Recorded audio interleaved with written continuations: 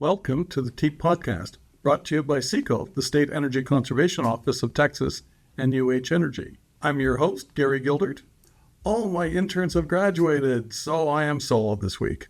More on that later. But I'll still bring you the latest in industrial energy efficiency in 15 minutes or so. I'll cover upcoming events and then recap past events with some commentary. The Energy in Action Seminar is on May the 29th at the UH Sugar Land campus. It will feature digital twins with speakers John Nixon and Ravi Agliv, both from Siemens. On October the 22nd, 23rd, we have the STS AICHE Southwest Process Technology Conference. It'll be at the University of Houston, and it will feature 2 energy efficiency sessions. The call for abstracts is open, and sponsors and exhibitors can sign up now for early bird rates. Jim Briscoe has offered his Steam System Masterclass again this year. We are planning to hold this workshop on campus at the University of Houston. It will be held in August or September or October. To be honest, we haven't decided what the date is yet. So we've opened up a survey so that you can help me decide. Check out our newsletter for details. And don't forget to check out the SPEAR website for more information on webinars and information primarily aimed at small and medium industries as well as commercial properties.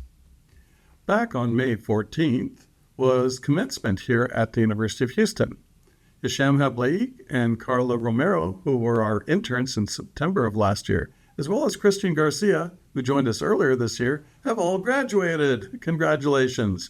Hisham and Carla are moving to their full-time jobs to begin their professional careers. Christian will be joining us part-time this summer to help with the podcast. We thank them all for their contributions this year to TEEP and wish them well in their bright futures. On May 14th to the 21st was the Industrial Energy Technology Conference. It was held at the Houston Marriott South.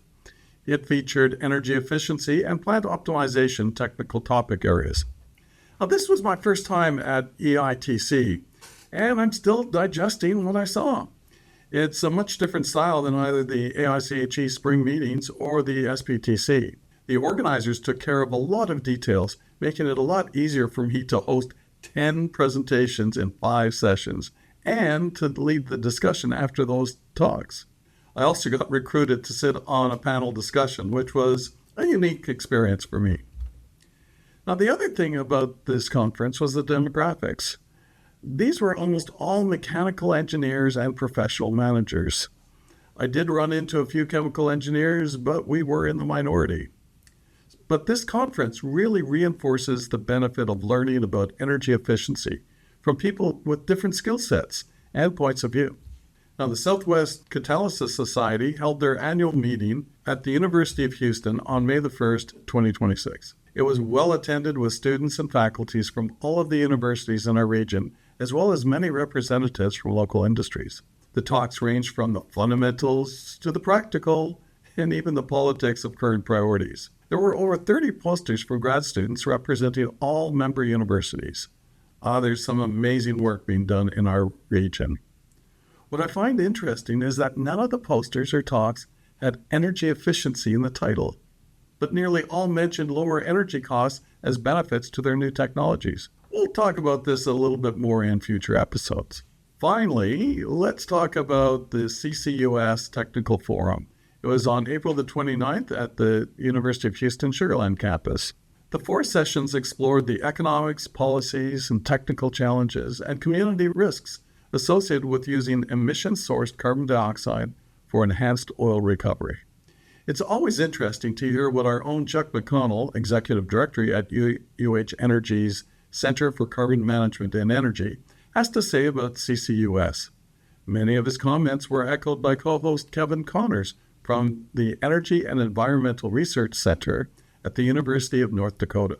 Most of the utilization focus at the Technical Forum was related to enhanced oil recovery and the exploitation of previously underutilized oil fields. But the subject of carbon capture is controversial, and the subject of carbon utilization is also controversial, and the subject of carbon storage is controversial. But the greatest controversy is using carbon dioxide removed from the atmosphere to extract more oil, which leads to more carbon dioxide in the atmosphere. Now, the core principle of CCUS and these applications is the use of supercritical CO2 as an injection medium into wellheads to displace the oil. Some of the CO2 is left behind in the well after extraction efforts are complete. Now, carbon dioxide has been used for over 40 years to increase the oil recovery from existing oil wells, but enhanced oil recovery has been limited by the cost of carbon dioxide. Carbon capture is now seen as a source of low-cost carbon dioxide, after accounting for tax credits and positive externalities. There are, however, several questions that still need addressing when it comes to CCUS. A fellow conference attendee expressed skepticism about the utilization of captured CO2 for further oil recovery. So, can EOR oil really be called low carbon or greener crude oil? Well, let's consider the simplified scenario. Within a well, you displace an entire barrel of crude oil with an equal volume of supercritical CO2. How much CO2 was stored in the process of extracting that crude oil? Well, the answer depends on the density of supercritical CO2, which varies greatly by the temperature and pressure, which in turn varies between different wells and within wells conditions, as mentioned in the technical forum, resulting in a range that can vary from 400 to 700 grams per liter. This is only between 60 and 110 kilograms of CO2 to displace one barrel. Now, the EPA and others estimate closer to 430 kilograms of CO2 as emissions from one barrel of oil, excluding transportation and other externalities. The amount of stored CO2 is less than the amount of emitted CO2 in this scenario.